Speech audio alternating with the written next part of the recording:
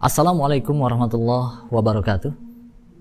Alhamdulillah, alhamdulillahi rabbil alamin, wabihi nasta'in ala umurid dunya waddin. Assalatu wassalamu ala asyrafil anbiya'i wal mursalin, wa ala alihi wa ashabihi wa tabi'in, wa man tabi'ahum bi ihsanin ila yaumiddin, amma ba'd.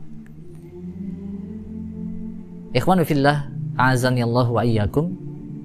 Kawan Gansas yang semoga Allah Subhanahu wa taala rahmati kita semua. Di kesempatan yang berbahagia kali ini, di waktu yang mulia ini, insya Allah kita akan membahas satu sosok yang mulia pula di dalam Islam, yaitu sosok yang bernama Utsman bin Affan radhiyallahu an. Sebenarnya cukuplah dari posisi kekhilafahan beliau radhiyallahu an ini menjadi keutamaan beliau, menunjukkan seberapa hebatnya dan luar biasanya sosok beliau radhiyallahu anhu, yaitu beliau menempati posisi khalifah yang ketiga setelah Abu Bakar As-Siddiq dan juga Umar bin Khattab radhiyallahu anhu. Namun kaum muslimin yang dirahmati oleh Allah Subhanahu wa taala dan kawan Gansas yang Allah rahmati kita semua, sosok Utsman bin Affan ini lebih kita banyak kenal dengan bahwasanya beliau adalah orang yang sangat dermawan. Memang betul, ya, beliau adalah orang yang sangat dermawan. Namun di sisi lain beliau punya keutamaan-keutamaan lain yang juga tidak kalah hebatnya. Di antaranya adalah beliau juga dijuluki sebagai Dzun Nurain, pemilik dua cahaya. Apa maksudnya? Karena beliau radhiyallahu an, Utsman bin Affan radhiyallahu an ini menikahi dua putri Rasulullah sallallahu alaihi wasallam. Ya. Dan ini menjadi satu keistimewaan beliau. Ya. Karena tidak mungkin Nabi sallallahu alaihi wasallam memilih menantunya bahkan sampai 2 kali kecuali pasti ada keutamaan hebat di dalamnya. Di sisi lain bahkan beliau dikenal dengan sahabat yang sangat pemalu. Pemalu di sini adalah pemalu yang positif. Bahkan sampai-sampai malaikat pun malu kepada sosok Utsman bin Affan radhiyallahu an. Sampai-sampai pernah satu ketika Nabi sallallahu alaihi wasallam didatangi oleh Abu Bakar As-Siddiq radhiyallahu an dan beliau masih dalam posisi sedang tiduran. Datanglah Umar bin Khattab, beliau juga sallallahu alaihi wasallam masih dalam posisi yang sama. Namun ketika datang Utsman bin Affan, beliau merapihkan pakaiannya dan juga merubah posisinya menjadi duduk. Ya. Kenapa? Apa kata Nabi Shallallahu Alaihi Wasallam? Bagaimana aku tidak malu? Yang padahal para malaikat pun malu kepada sosok yang satu ini, yaitu sosok sahabatnya Utsman bin Affan radhiyallahu anhu.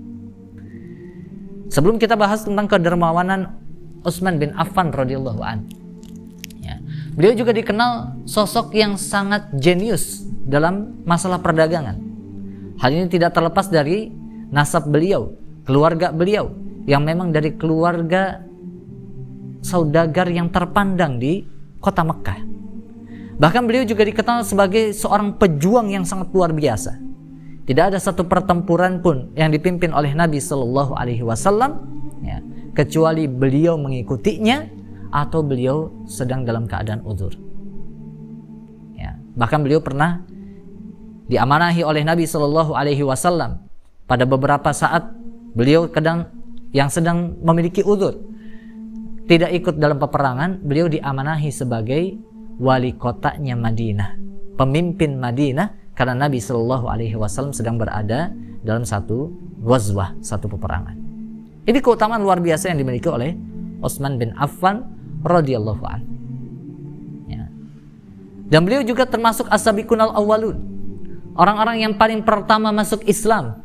Dan beliau adalah orang yang diajak oleh Abu Bakar As-Siddiq radhiyallahu anhu untuk memeluk agama Islam dan langsung memeluknya tanpa memikirkan apapun, karena beliau meyakini dan mengimani dengan setulus-tulusnya agama yang mulia ini. Kaum muslimin yang dirahmati oleh Allah, kawan Gansas yang semoga Allah rahmati kita semua, terkait dengan Utsman bin Affan dan juga kegagahannya, ya, ini ditunjukkan ketika beliau diutus oleh Nabi Shallallahu Alaihi Wasallam pada peristiwa Hudaybiyah. Nah, kalau saya boleh cerita sedikit, peristiwa Hudaybiyah ini adalah peristiwa di mana Nabi Shallallahu Alaihi Wasallam bermimpi bahwasanya kaum muslimin bisa umroh ke kota suci Mekah. Ya, padahal saat itu antara Nabi di Madinah dan juga kaum musyrikin di Mekah sedang bersitegang yang sangat hebat. Ya. Beliau akhirnya mengajak para sahabatnya untuk berumroh dan menyatakan kepada orang-orang musyrikin Mekah bahwa beliau niatnya hanya umroh, tidak niat untuk berperang ataupun mengusik kaum musyrikin Quraisy. Ya, hanya umroh saja. Ya. Namun ternyata ditolak oleh kaum musyrikin Quraisy, tidak boleh umroh sedikit pun. Gitu ya. Akhirnya diutuslah Utsman bin Affan radhiyallahu an, ya, dan beliau tidak ada rasa takut, tidak ada rasa gentar, padahal sangat mungkin sekali pada posisi itu beliau terbunuh di kota suci Mekah dikarenakan permusuhan yang sangat hebat antara kaum musyrikin dengan kaum muslimin. Namun beliau dengan berani diutus oleh Nabi Shallallahu Alaihi Wasallam seorang diri tanpa membawa senjata apapun untuk berdiskusi dengan para pimpinan Quraisy. Ini menunjukkan bahwasanya posisi beliau yang sangat tinggi sampai-sampai pimpinan Quraisy pun tidak berani untuk menolaknya.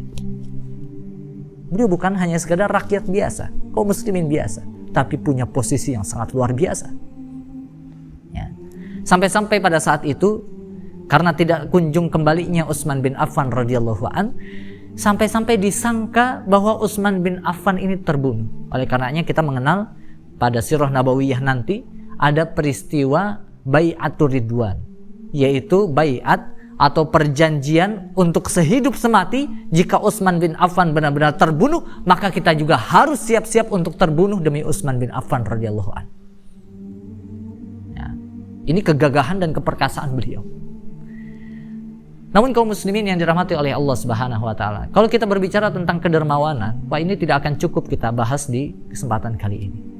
Yang paling luar biasa adalah kedermawanan beliau pada saat musim paceklik yang terjadi di zaman Nabi Shallallahu Alaihi Wasallam, sehingga tidak ada sumur yang mengeluarkan air pada saat itu kecuali hanya satu di Madinah, yaitu sumurnya milik orang Yahudi.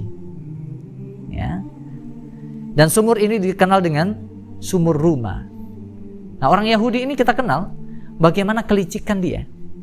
Ya, pada posisi paceklik seperti itu, dia menaikkan harga air sehingga kaum muslimin membeli air dengan susah payah.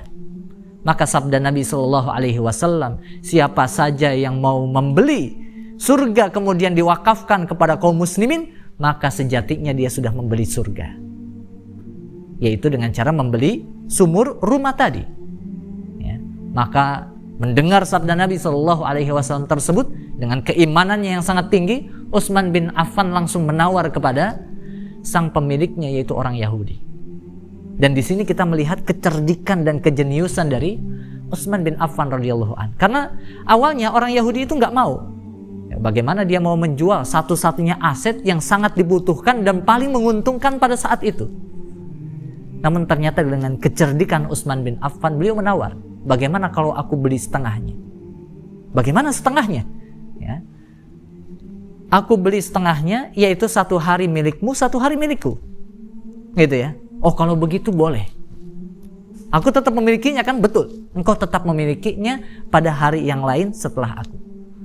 Nah, apa yang terjadi? Ternyata setelah dibeli oleh Utsman bin Affan setengahnya, ya, jadilah milik Utsman bin Affan.